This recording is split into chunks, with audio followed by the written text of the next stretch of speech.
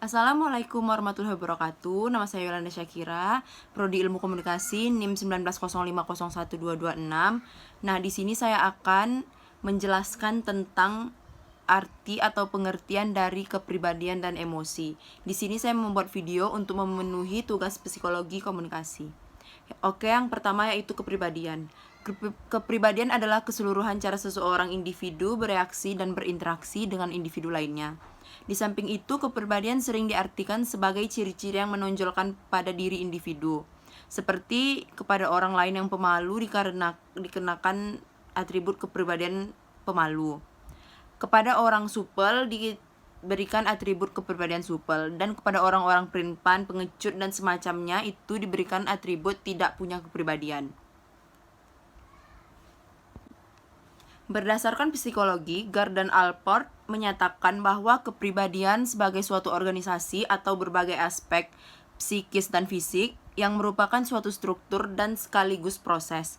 Jadi kepribadian merupakan sesuatu yang dapat berubah. Secara eksplisit Allport menyebutkan kepribadian secara teratur tumbuh dan mengalami perubahan. Kepribadian di dalam psikologi terdapat pengelompokan kepribadian manusia berdasarkan bagaimana manusia memperoleh gairahnya. Yaitu yang pertama, secara umum pribadi yang ekstrovert mendapatkan gairah dan dari interaksi sosial. Biasanya ekstrovert memiliki kepribadian yang terbuka dan senang bergaul, serta memiliki kepedulian yang tinggi terhadap apa yang terjadi di sekitarnya. Lalu yang kedua, introvert. Introvert di sisi lain dianggap mendapatkan gairah lewat menyendiri. Introvert biasanya cenderung pendiam, suka merenung, dan lebih peduli tentang pemikiran mereka dalam dunia mereka sendiri.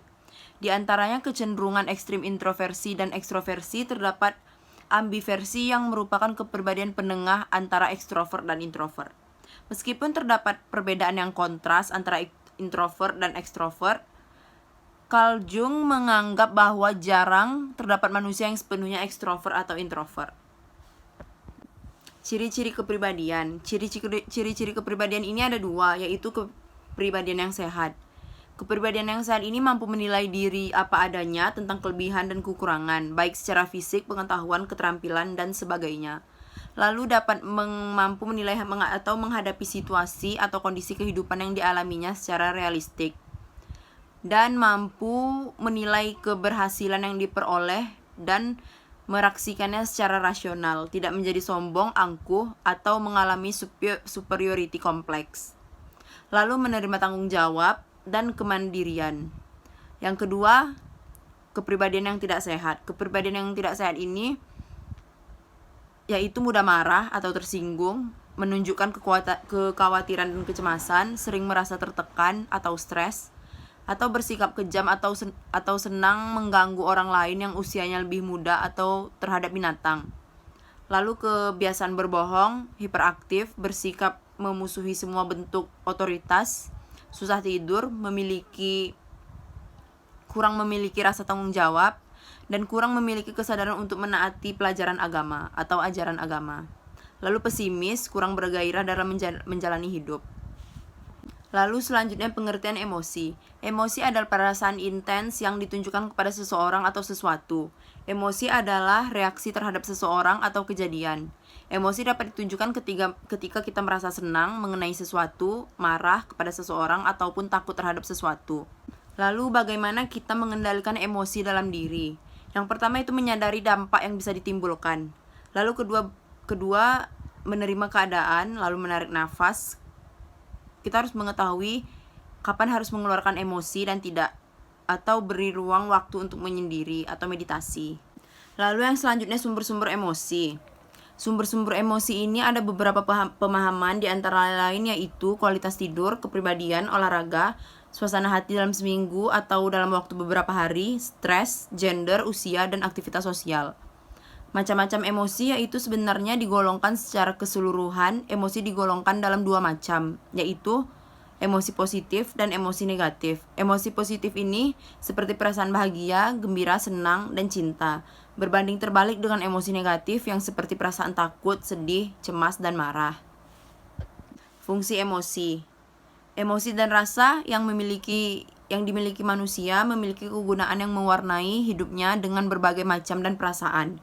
Akan sulit bagi manusia untuk hidup secara maksimal dengan tanpa adanya emosi. Tanpa emosi, manusia bukan menjadi manusia jika tanpa hal tersebut. Emosi dan perasaan merupakan bagian yang tidak dapat dipisahkan dalam kehidupan manusia, karena sejatinya manusia memiliki emosi dan rasa. Makhluk secara alamiah memiliki yang namanya emosi menurut ahli psikologi yang memandang manusia. Dalam setiap orang, emosi menjadi cerminan bagi keadaan jiwanya, yang akan secara nyata terlihat pada perubahan jasmaninya.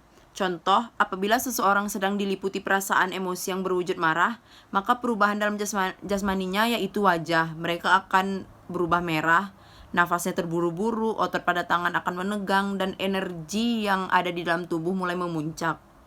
Dalam mempertahankan hidup, emosi manusia tidak hanya memiliki fungsi untuk bertahan hidup seperti hewan.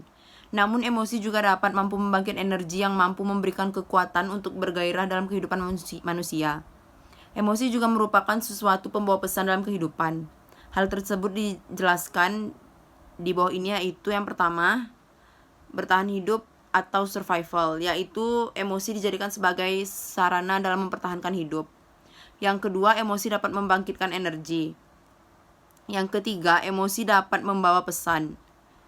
Dari penjelasan mengenai emosi tersebut, maka bisa ditarik suatu kesimpulan bahwa emosi sangat penting bagi kehidupan, yang sangat memiliki peran dalam mendukung segala aktivitas yang dilakukan manusia.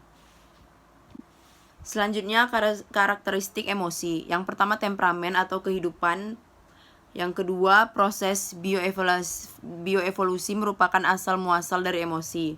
Yang ketiga, awalnya emosi diaktifkan oleh sebuah rangkaian dari proses persepsi yang sederhana. Yang keempat, apabila emosi merupakan urutan yang pertama, maka emosi memiliki regulasi yang khas untuk memandu tindakan dan kognisi.